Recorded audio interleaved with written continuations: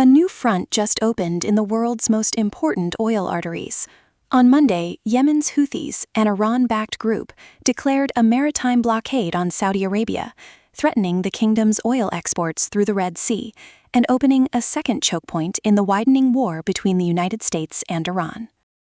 The Houthis said the ban on Saudi ships would take effect immediately, framing it as an eye-for-an-eye response to what they call a Saudi siege of the Yemeni capital, Sana'a. The declaration puts at risk the millions of barrels of crude that Saudi Arabia now ships out through the Red Sea. Oil markets reacted. Brent crude, which had briefly traded above $90 a barrel earlier in the day, settled back around 88. To see why this matters, follow the oil. Iran's war with the United States has throttled the Strait of Hormuz, the gateway that once carried about a fifth of the world's oil, to a near standstill. So Saudi Arabia leaned on a decades-old backup, a giant east-west pipeline that carries crude from its eastern oil fields across the country to the Red Sea port of Yanbu. That pipeline now runs at a record 7 million barrels a day, and it never touches Hormuz. But reaching the Red Sea is only half the journey. From Yanbu, that oil leaves through two very different doors. Tankers bound for Europe sail north towards the Suez Canal. Tankers bound for Asia sail south through the narrow Bab el-Mandeb Strait. Right now, Yanbu is pushing out roughly 4 to 5 million barrels a day, split between those two routes. And it isn't only Saudi oil at stake. The Red Sea is the world's great shortcut, and it runs both ways. Gulf oil and Asian goods sail north through the Suez Canal toward Europe, and Russian crude, shut out of the West by sanctions, streams south through the canal toward its biggest buyers, India and China. Bab al-Mandeb is the southern gate for all of it, so vital and so dangerous that mariners have long called it the Gate of Tears. Around 7% of the world's oil passes through it. Now the trap. Block Bab el-Mandeb, and the oil heading south to Asia has nowhere to go. Hormuz is already throttled, so both of the Middle East's great export doors would be shut at the same time. Reuters reports that a full closure would remove about 7% of global oil supply, on top of the roughly 10% the Gulf War has already taken offline, and the kingdom's single most important outlet to Asia would slam shut. For the world's through traffic, there is a way around, but it is a long one.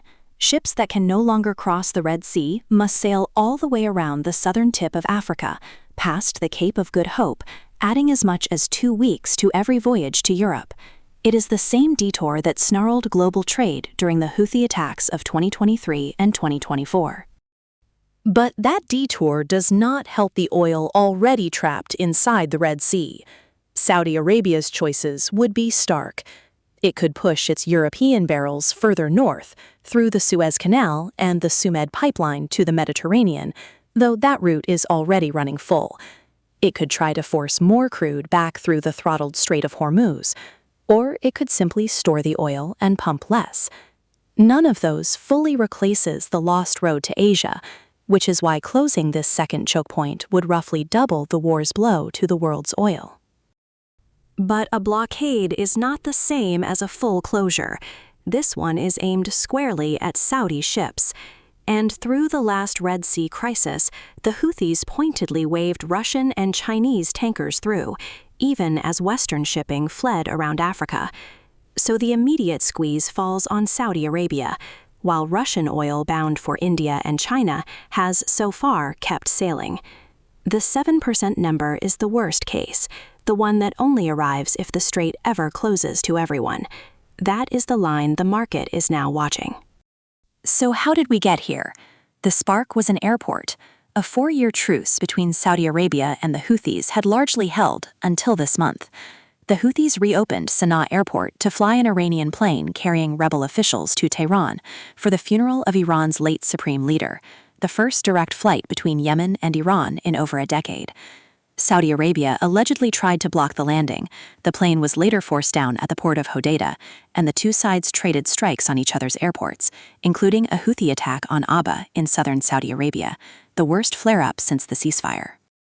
For markets, the question is enforcement, not rhetoric. Analysts note the Houthis have made threats before without acting. A warning to Israel earlier this year went unenforced. But even the announcement alone is enough to disrupt shipping and unsettle insurers. Chatham House's Faria al-Muslimi is blunter, warning that the region is back to 2015 and that hopes of containing the war are wishful thinking.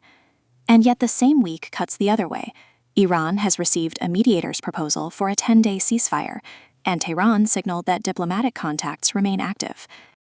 For now, 2 choke points sit in play at once, and the world will be watching this new development with unease.